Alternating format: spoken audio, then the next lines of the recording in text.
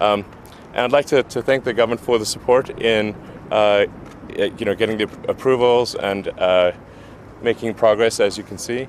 We're looking forward to hopefully getting the approval to make the first cars maybe in October if we're fortunate. I mean, we've got to be excited about the future. We've got to do things that make us want to live. It cannot always be about problems every day. What is the future of cars?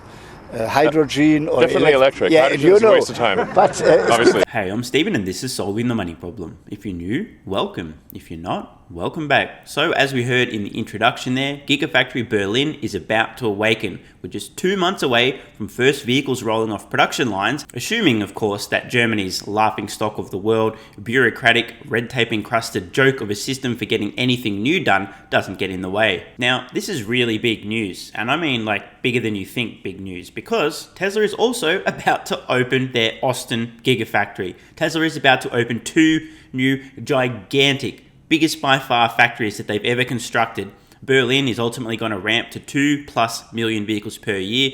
Gigafactory in Texas looks even bigger than that, although we don't have any official numbers yet. And my gut tells me that both Wall Street and the wider stock market are still completely asleep to this fact, even though it's staring them directly in the face. So in this video, we'll look at the latest from Gigafactory Berlin. Elon Musk is on the ground there now in Germany as the factory approaches completion, and we'll also take a sneak peek inside the factory. So let's get into the video. If you love crypto, stocks, and free stuff, or just want to help out the channel, check out these great offers. BlockFi are launching the world's first Bitcoin rewards credit card. People in the US can earn 1.5% Bitcoin back on every purchase with no annual fee using the BlockFi Bitcoin rewards credit card. Check out the link in the description. And for a limited time, you can get up to $250 in crypto bonuses when funding a new account on BlockFi, where you can use cryptocurrency to earn interest, borrow cash, and buy or sell crypto. If you want your free crypto, use the link in the description. And if you'd like up to 2 free stocks, check out the link in the description to WeBull. If you open a new account, you'll get 1 free stock valued up to $300 just for opening an account. And if you make an initial deposit of $5 or more, you'll get a second free stock valued up to $2,000. Seriously. Free stocks? Yes, please. And finally, if you're in Australia, the UK, or New Zealand, you can get a free stock with stake, also linked in the description. Thanks so much for your support, guys. Let's get back to it. All right, I'm not going to make you guys wait. Let's have a sneak peek inside Gigafactory Berlin. Shout out to Grimes, who's behaving like I would about 350 micrograms and about 3 hours into an LSD trip. Conducting the robots in their glorious ballet.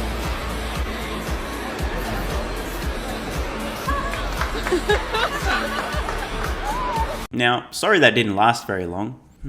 Where have I said that before? But there is a point. If you guys notice, the factory looks effectively done inside, robots being calibrated at the moment, all the finishes, and there's also staff in there as well. So it seems like the ducks are lining up, and we are just a couple of months away from the factory formally opening and vehicles beginning to run off production lines, if, of course, red tape doesn't get in the way. And now let's check out some comments from Elon Musk and the media coverage surrounding his appearance in Germany. So first of all, Maria, for Germany, what's the significance of Elon Musk's visit today? Yes, Francine, there's actually a read across here. This is about the company, it's about Germany, but it's also about the political campaign heading into the election. As you say, Elon Musk will be on this site. You see behind me, this is a site that Tesla says will be a very high volume for electric cars and will be a key part of their plan to expand. But you also know, Francine, that there has been a number of delays here. The inauguration date on this, it's unclear. Elon Musk has been very vocal about the fact that he believes the German bureaucracy is not helping to accelerate the production here. So he will want to have a conversation around that. I can guarantee you this will be on every news show in Germany today. Interesting comments there from the anchor suggesting that this event, Elon's appearance in Germany due to the forthcoming elections, is going to be covered throughout German media. This is a great opportunity for Tesla to gain further market awareness, especially in a country that tends to be very loyal to their own German automakers. Now, I know it's hard for a lot of you folks to imagine a world in which everybody doesn't know everything about Tesla, but this is going to be great free publicity. Even if just a fraction of a percent of the people who hear about this company coming to their country do a little bit of Googling, start to realize, oh man, they've got some pretty compelling products. This could have a really, really great snowball effect. Remember, Production beginning very soon. The more people that know Tesla is now in Germany, factory is just about to open, the more people are inclined to learn about the company, discover the Model Y, and potentially order one. For the German cars, of course, have said that they want to compete also in the electric side. They will have to, just purely based on the regulation. You know that the European Commission has been very clear: by 2035, all combustion cars need to be taken off the road. What they argue, however, is that Tesla is not really a competitor to the made in Germany industry. They say that this is still a niche model. The price point is also not ideal for the middle average German, and that Germans ultimately want to buy made in Germany. This is an industry that they feel proud of. So the competition is who gets first in terms of this affordable electric vehicle. Oh boy. So according to this graphic up on screen, Daimler aiming to be 50% electric by 2025, fully electric by 2030, BMW at least 50% electric by 2030, and Volkswagen 50% electric by 2030, almost 100% electric by 2040. I hate to rain on the parade of these automakers, and by the way, congratulations to Daimler for being relatively aggressive here, but I'm here to tell you guys now, if these companies aren't 100% electric by 2025 at the latest, they're fucked.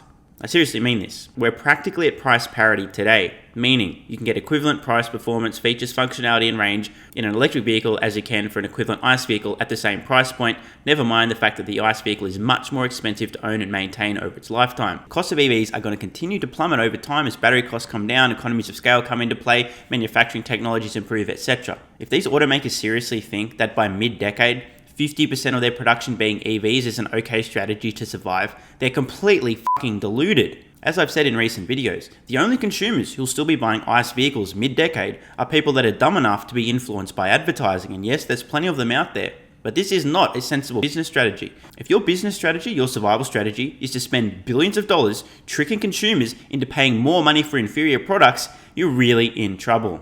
Thank Elon for the very impressive visit here in this Gigafactory.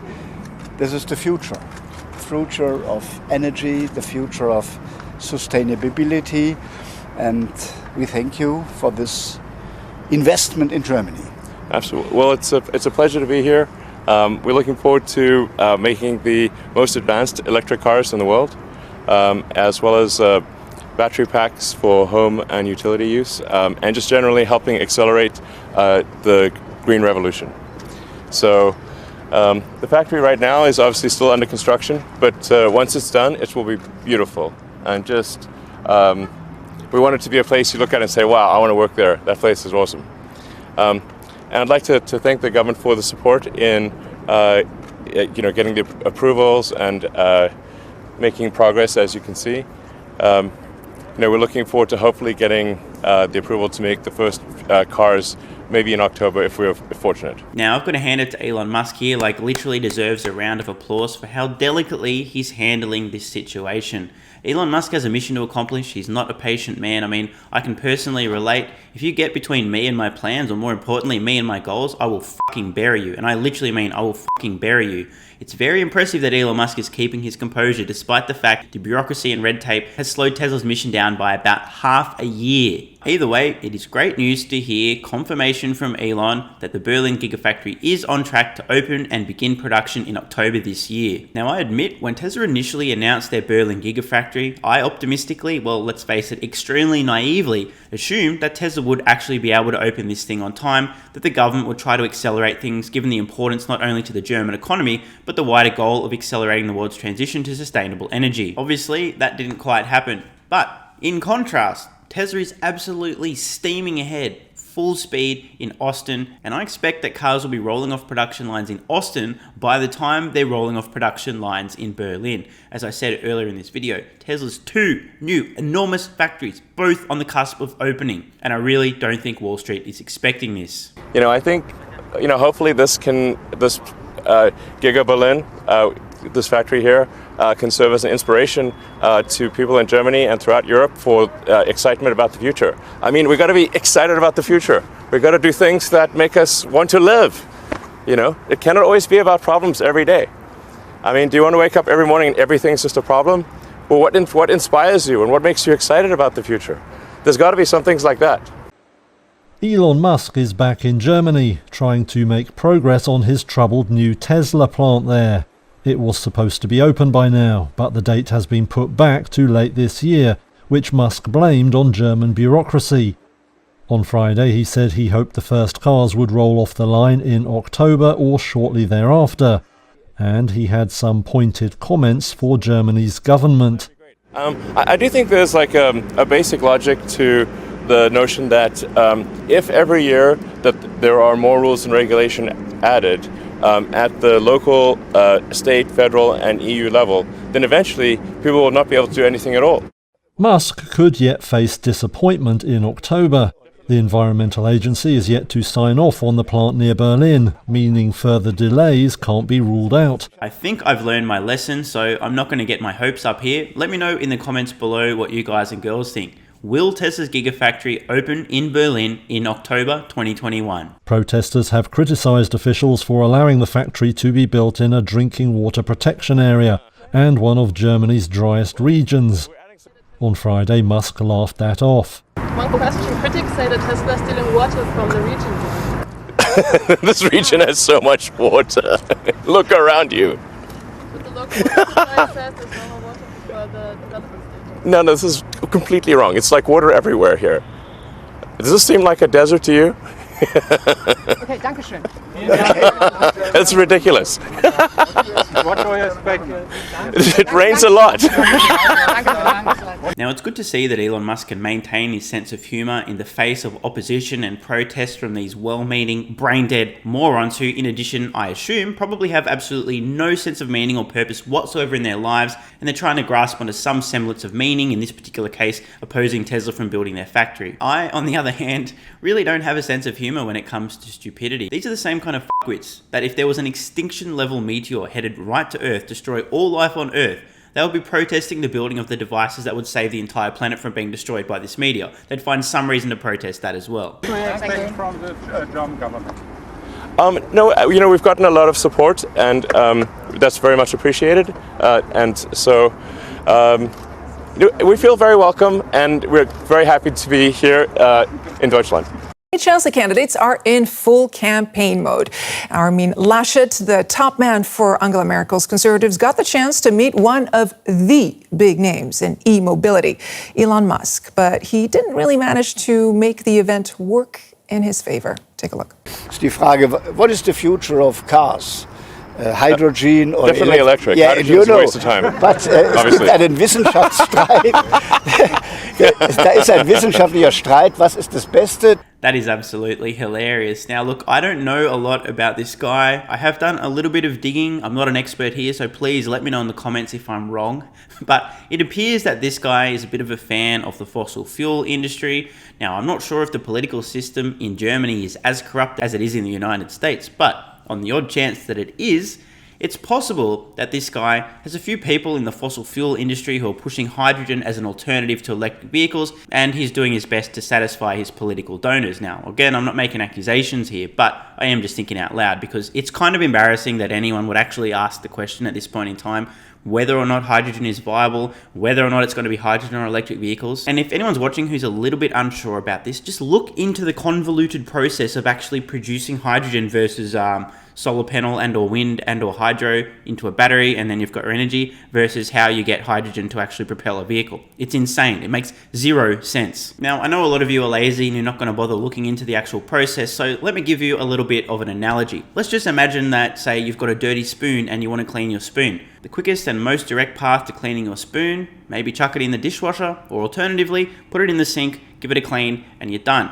The equivalent in terms of cleaning the spoon when it comes to producing hydrogen to propel a vehicle would be like taking the spoon, taking a giant dump on the spoon, going out, drying the dump in the sun, rolling the spoon around in a bunch of dirt, throwing it off a bridge, collecting it 2 years later, scraping the barnacles off, sandpapering off the rust, bending the spoon in half, throwing it in the bin, and then buying a new spoon. I mean, that is one way to clean your spoon, I guess, right? At the end of the day, you end up with a clean spoon, just like if you'd put it in the dishwasher or just washed it in the sink, but it's a little bit convoluted. This is exactly the process for hydrogen. It's a complete and utter clusterfuck. It makes no sense, uses unnecessary energy, so many additional processes. It's just insane. It makes no sense. So anyway, I think that may be the strangest analogy in the history of this YouTube channel. Let's move on. 2 years ago, Musk chose this site in Brandenburg near Berlin for his first Tesla Gigafactory in Europe. The €5.8 billion plant will manufacture Tesla's Model 3 and Model Y electric cars, as well as batteries.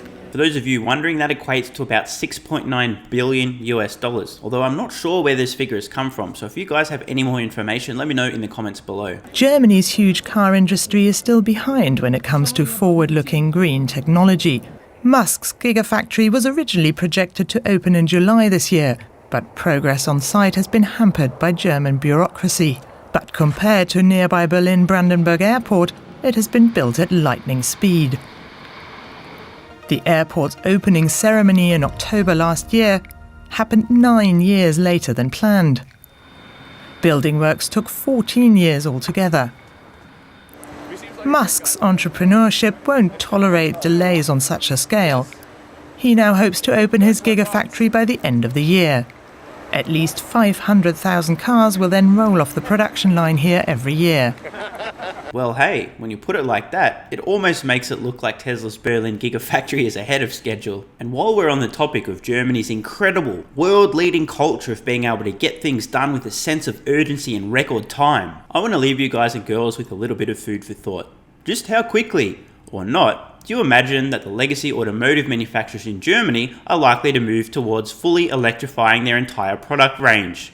Something to think about. I'm Stephen Mark Ryan, this is Solving the Money Problem, and I love you all. And don't forget the BlockFi Bitcoin Rewards credit card where you can earn 1.5% Bitcoin back on every purchase. There's a link in the description. You can also earn up to $250 in crypto bonuses when funding a new account on BlockFi, also linked below. And finally, don't forget your free stocks with WeBull and Stake, also linked in the description. These great offers also help out the channel. Thanks so much for watching. Let me know your thoughts in the comments below. And of course, if you have any ideas for future videos, let me know. I read all your comments. P.S. If you're still watching, you're awesome. If you'd like early access, exclusive videos, regular Q&As, our private Discord server and more, consider supporting the channel at patreon.com/solvingthemoneyproblem so I can keep creating content for you guys. There's a link in the description. You can now also become a member of the channel for some exclusive perks. To learn more, click the join button next to subscribe. And don't forget to check out our merch store. Either way, the best form of support is you being here and watching, so thanks again.